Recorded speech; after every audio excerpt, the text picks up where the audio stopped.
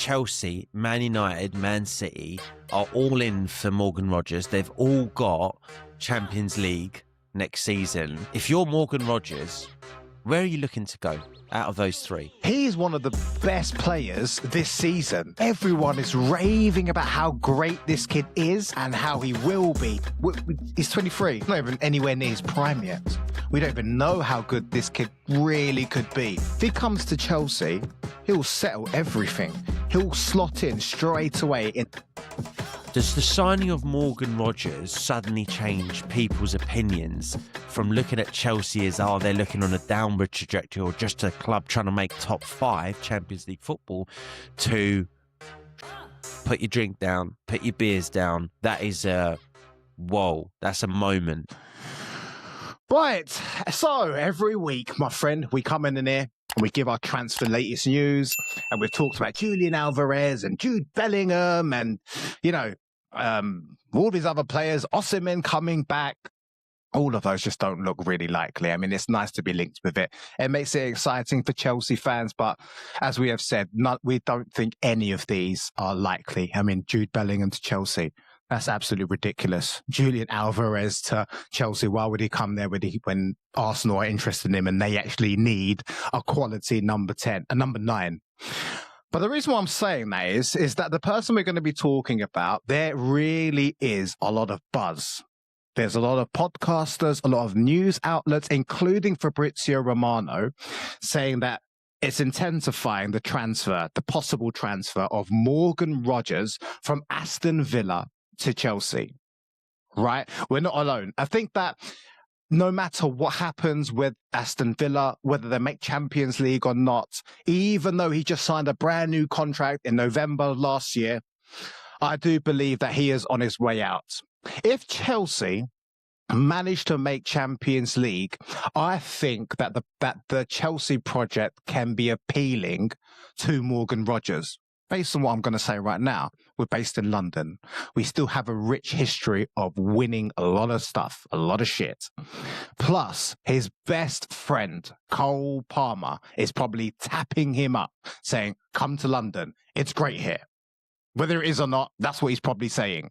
Then we've got Joe Shields, who's the head of recruitment for Chelsea. He is the one who originally signed Rodgers at Manchester City. He is the one who's orchestrating and trying to push through this transfer. There are Tottenham. Tottenham view him as, their dream target. Understandable. He's one of the hottest stars, hottest prospects this season. He's got 10 goals or whatever, 4 or 5 assists. He's dipped his form probably in the last few games, but that's okay. But the rumours are massively intensifying in regards to this transfer. For me, we've covered Morgan Rodgers a few podcasts back. I am a massive fan. He's Premier League proven. He's getting better every season. People saying that this is his breakout season, but there was already a lot of hype about this kid last season. And he's already got 12, 13, 14 caps for England. They're saying that he's definitely going to be on the plane in the next tournament. For me, I would love to get this guy and seal him. And I think he's if he is going to go, 100 million. Aston Villa already looking at replacements, 70 million from Morgan White Gibbs from Nottingham Forest. It's looking good. Or am I living in a delusional reality, Neil? Tell me. I don't know if you're living in a delusional reality. The way I always approach these things is why. Why from the player's perspective, why from the club's perspective. The why for Chelsea is clear. Morgan Rodgers makes you a better team. He walks into your 11. Turn left. Yeah. Yeah, he does. He walks in. Yeah. And that why is clear. Even though you've got a 100 million price tag, he fits from an age perspective. I think he's 23, he'll be 24 by the time you sign him next year, if you do sign him. The why for the player in this instance is a little less clear for me. And maybe I'm not seeing things correctly, and Chelsea fans feel free to pillage me in the posts or, in the comments, or let me know what I'm saying or seeing is wrong. But a lot of this is going to depend potentially on where teams finish this season. For argument's sake, If Chelsea Yeah. finish outside of the Champions League spots, which is a possibility, I'm not saying that it's going to Huge. happen. It is a big possibility, especially that run coming up in March and April, which is like, I've never seen anything like it Nasty. in terms of, it's nasty. Let's see how Rossiniere goes through that. And you may secure Champions League because, Liverpool, they look like they're really struggling. But if you don't secure Champions League, and Man United do, and Man City will, I know that Man City sold Morgan Rodgers for, was it, $1 million a few years back, right? So if they've got to buy him back, they've sold him for $1 million mark to buy him back for 100 mil. But Man City's Man City. They'll do shit like that. They won't give a fuck. They'll do it, right? 115 charges becomes probably 116 for them. It's minor. But Man United, you've also got Bruno Fernandes, who could be leaving. Exactly, my bro. He could be leaving, Giza. And if he is leaving, are there many better players that are proven in the Premier League that can go and join Man United on the journey they're on? Bearing in mind, if they do secure Champions League football and Chelsea don't, these are the big things that you got to weigh up. Because I think if you finish outside of the Champions League spots, I think then Chelsea go from being front runners for Morgan Rodgers' signature to just also rans. Is that fair? Of course. I mean, a player of his quality, especially with his reputation, which all credit to him, he fully deserves. He's smashing it at Villa. Why wouldn't he? A player like him needs to be playing in the Champions League. If Chelsea don't get that, why? I don't care about the lure of London. I don't care if your best friend is there. I'm sure he's got other friends in other clubs where he'd want to go. But if we do get Champions, I agree with you. If we get Champions League, I think that it is on. I think that he's on 75,000 a week. Chelsea will double that to 150. Yeah, that's not a problem. The age, was he 23, 24, yeah, whatever he is, 23. That's within the structure of signing players. So, even if they do decide to sell him later on, which is Chelsea's, strategy in terms of selling and buying and selling and making money, we'll probably, if we groom him correctly, I know that sounds quite wrong, but you know what I'm saying. And Chelsea want to sell him. I'm sure they will sell him for a bigger profit than 100 million. That is especially like a few years' time when inflation, etc., kicks in. Mark, let's say this then. Let's say Chelsea do make Champions League. Let's say United make it, and let's say Liverpool are the teams that miss out. Yeah, say Liverpool misses out, which is also another possibility, right? Given the current league table at the moment. If Chelsea, Man United, Man City are all in for Morgan Rodgers, they've all got Champions League next season. If you're Morgan Rodgers, where are you looking to go out of those three? It's so difficult because Man City haven't looked the same for a couple of years now. It looks like he actually walks into that team. He gets in. He walks in, but there's a lot of it's very unsettled for Manchester City at the moment. They do not. It looks like Pep Guardiola has kind of run out of ideas. I feel sorry for him because I rate him so highly. I feel sorry for him, mate. He's made some bad purchases. He'll come good. He's made some bad purchases. Yep. Hopefully he comes good. Let's see. He might not even be there next season. I think he will because I don't think he'd want to leave City in a bad position. I think he'd want to get another title or something before he decides to leave. If he win, I've said this before. I think that he looks exhausted. If he wins the Premier League this season, I think he's gone. I think he'll leave on a high, and then they'll probably get someone else like Maresca or whatever it is. If he doesn't, Morgan Rodgers will be thinking to myself, it's a little bit unsettled. Maybe that's a good thing. Maybe I could be the difference that balances the ship. Right? It depends what sort of mentality he's got. But it's not certain that, they're not this winning machine that we've seen like throughout the years that Pep's been at the Premier League. Manchester United, I mean, if they make Champions League, that will be the first time in a few years. That will be a huge achievement for them. The thing is, even though they'll get the Champions League money, they still need to use that to pay off the credit cards they used to purchase last summer, Sesko and Buemo and Cunha. right? Because they really shouldn't have bought those players. They bought them on the pinned hopes that they'll make Champions League to pay that back and balance their books. So I don't see, even if they make Champions League, if they can still afford another 100 million. But it's Manchester United, they find right? money up their arse. Exactly. I get it. Okay. But it's still a little bit, look, they seem like a broken club. If I'm Morgan Rodgers, just because the second half of a season, they've played well, especially if Michael Carrick gets them into the Champions League, brings back the Manchester United DNA, I think a little bit crazy if they got rid of him and brought someone else in, because I've said it before in Judge Mo, they've gone through all different types of world-class managers, new up-and-coming modern managers. It hasn't worked out. If they get someone else, I'd probably be very concerned if I was Morgan Rodgers, unless it's a superstar name. Now it comes back to Chelsea.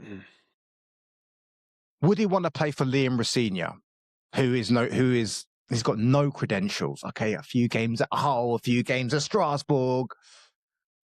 But if Liam Rossiniere also settles the ship, and there's a lot of Chelsea fans, like Cole Palmer's recently come out after the game, the most recent game, and goes, "I love life under Liam Rossiniere. I get the freedom to express my game." And it was a hidden dig at Maresca, that Maresca's too rigid, too controlling, and yeah. Not just Cole Palmer. A lot of the players love playing under Liam. These players can go and tell Morgan, it's great here. You're going to play in London. You're going to be getting more money. We're in the Champions League. This is the project to be at. Now, that's what I'm hoping. I think he'll choose Chelsea if we make Champions League. But what do you think? Yeah, it's such a tough one, isn't it? Because the three big clubs we mentioned there are three massive, massive clubs, right? Massive powerhouses in the world of football and European football, and they've all got problems. And it all centres around the uncertainty of the manager, the uncertainty of a lot of different things. So, you've got Rossiniere, you've got Michael Carrick, you've got potentially Pep leaving. These are conundrums that, I don't envy Morgan Rodgers, but I kind of do, because he's going to a big club, whatever happens. And he's at Villa right now. And I saw a stat, right? In the last couple of seasons at Villa, he's got 24 assists and 26 goals since joining Villa 2 years ago. Is that right? Guys, let me know if I'm mental in the comments and I've got that wrong. That's a 50 GA in 2 years. Whichever club does get Morgan Rodgers, I don't know where he's going to go. I think if I was him, I'd probably lean City, by the way, just because it's Man City. And they have spent £500 million. And if they're going to shell out more, that squad, that rebuild, it could be part of that. And it's Man City at the end of the day. I think I'll probably lean there. 50 GA in the last 2 years. He adds something to whichever side he goes to. That is a guarantee. But what does he do for Chelsea? This is a Chelsea-focused podcast. You're a Chelsea fan, Mark. So let me ask you this before you wrap it up. You and I have discussed this on live streams. We've discussed it on previous podcasts, me and you. Chelsea look like they're on a downward trajectory in general. It doesn't look great. You've signed the unknown. Now, Rossiniere might come good and it might be a risk worth taking, and in which case it works out for you, great. But there's a lot of negativity surrounding Chelsea over the last few games, or before Rossiniere came in, and even whilst Rossiniere's there, he's getting called LinkedIn Liam and getting mocked, right?